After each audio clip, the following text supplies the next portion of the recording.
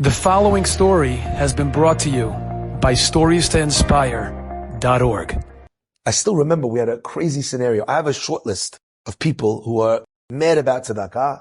They love tzedakah. And they say to me, Rabbi, anytime you have a good case, let me know. I always like to be involved.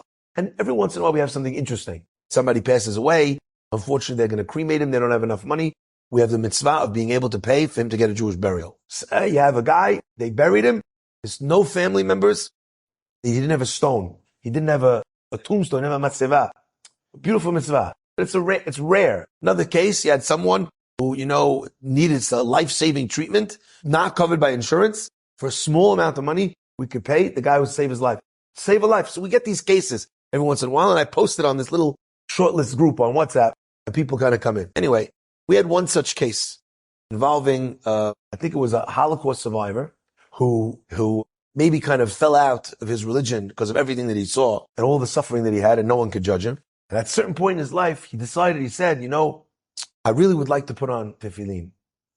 So I came to my short list and I said, guys, there's a Holocaust survivor who's asking, he wants a pair of tefillin. We'd like to buy him a pair of tefillin. He's going to put it on every day. Is there a bigger, more beautiful mitzvah than that? But I didn't know, and I wanted to respond right away, so I put it there and I put it on social media. If I tell you I was flooded, how many pairs of tefillin were thrown? I mean, bar minan, but you know what I mean, right? Were thrown at me. Please take this one. Anyway, the story actually went viral. The guy grandkid sent me a video of him putting on the tefillin. It was very touching.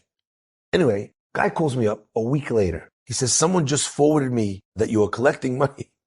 You want to get a Holocaust survivor pair of tefillin? I said, Hada, he's swimming in tefillin. They don't need no more tefillin. Rabbi Rashi, Rabbi Nutam, maybe Rabbi Peretz, I don't even know. Other Rishonim, the guy, it's not, we allocated those tefillin to other people. Listen to this. This is so beautiful. He said to me, he goes, could you give me the number? Could you give me the phone number of any one of the people that was part of the original crew who donated money for the tefillin? I said, I don't know that I'm at liberty to give out some people's personal information. I can ask, right? I said, but if you don't mind me asking, why do you want to call them? And he said, I have to have a piece of this mitzvah. I'll pay any price. To anyone that was in on that first thing, I'll pay any price to buy out their portion in the mitzvah. He missed the mitzvah already, but he's desperate.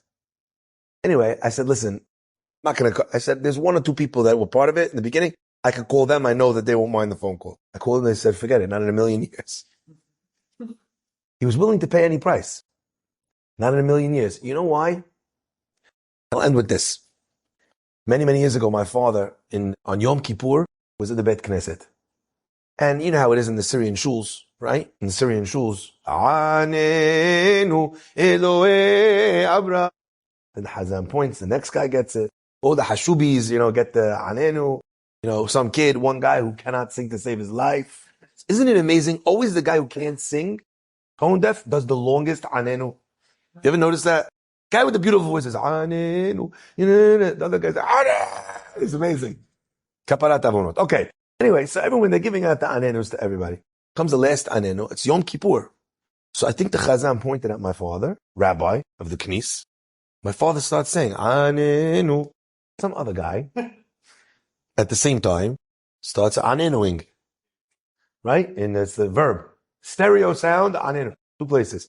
Anyway, my father, I don't even know if he realized, he's singing Anenu, the other guy's singing Anenu. The man stands up, screams at my father publicly on Yom Kippur, telling him, mouth shut up, singing Anenu, what are you doing? Like, shambles, humiliates, in public, the rabbi, on Yom Kippur, in his own shul. At the time, we lived in the shul. My father doesn't say anything. If you know my father, the most Adami, nicest person in the world, my father gets up, doesn't say anything, goes upstairs. We lived in the shul, he goes upstairs. People want to pray upstairs. You can imagine, like someone set off a bomb in the shul. My father's very hurt. Upstairs, okay. Ronnie Safdie, Hashem should give him arichut yamim v'shanim, comes upstairs and he knocks on the door. He says, Rabbi, please, come downstairs. We're waiting. We're not going to carry on with the prayers without the rabbi. It's not right. You should come downstairs. My father said, no, thank you very much. I appreciate it. He goes, I think I'm just going to pray. I'll pray tonight. I'll pray here. He's very embarrassed. Imagine. Then Ronnie said something amazing. Rabbi, I would like to purchase for $5,000 the sachar, the reward that you get for being humiliated publicly and not opening your mouth and responding. Can I buy the zechut that you just had for $5,000? My father says, no, you can't. And then my father went downstairs because Ronnie Safdie had reframed this embarrassing situation, this difficult situation, in a way where it was something that was worthy of being purchased for $5,000. Didn't understand this point.